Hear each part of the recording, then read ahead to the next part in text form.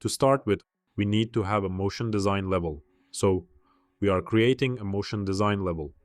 In a blank level, click on the motion design button to enable it. If you click on the three-dot icon here, you will see that the Create Transition Logic Default Scene option is checked by default. That means when you enable motion design in a level, transition logic is automatically enabled as well. If I click here, you can see the motion design layout. The motion design toolbar is added as a second toolbar specifically for motion design. The motion design toolbar allows easy access to motion design related panels. If you click on the three-dot icon again, you can see that transition logic is already enabled. By clicking this button, you can see the actual transition tree. Designers are free to modify the states and tasks, but most of the time this tree is sufficient for in, out, and change functionality. I'm going to close this. In the Sequence Options panel, we can switch between sequences and delete or create sequences in this level. You will see in, out, change in, and change out sequences. These are default presets. If you don't see this window, it may be undocked in your UI. If you click on the Motion Design button here, you will see this panel. Clicking this icon will dock it into the sequencer panel. From this point, I would like to continue with one of our existing templates. To do this, I will open the content drawer.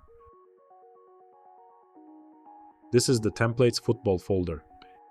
Here you can see LT_name tag inside the MSAA examples project.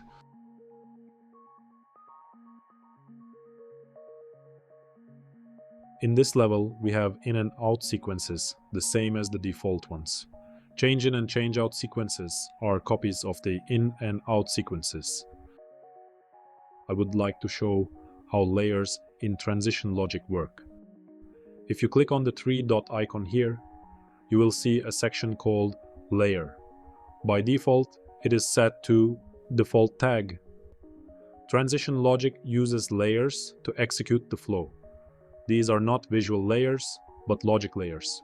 Each layer references a tag, and any graphic with that tag becomes part of that layer. To do this, we need to create motion design tag collections. This is an asset that you can create in the content browser. I will right-click on an empty area, open the Motion Design menu, and select Motion Design Tag Collection. I will name it MDTC_mytags.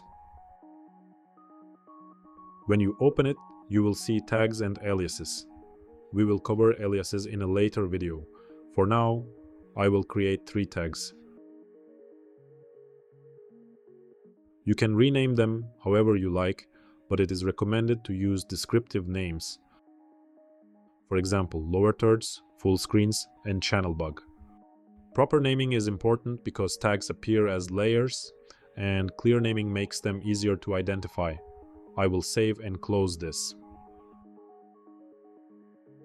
Now, to assign this tag collection, click here and select the tag collection from the drop-down. You can see all available tag collections in the project. After selecting the tag collection, you can choose one of the tags, also known as layers. Since this is a lower third, I will assign it to the lower thirds layer and save. Let's see how this works. You can also use the Motion Design rundown. Right-click on an empty area, open the Motion Design menu, and create a Motion Design rundown. To visualize rundown items in preview, you need to create a channel in the broadcast module. Now I will add some templates to the rundown. Our template is LT_name tag, and you can see that it is assigned to lower thirds layer.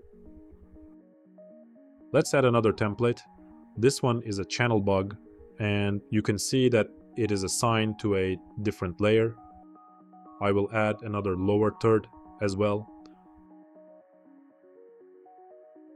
Both lower thirds are assigned to the same layer. If I click Preview, you can see the graphics.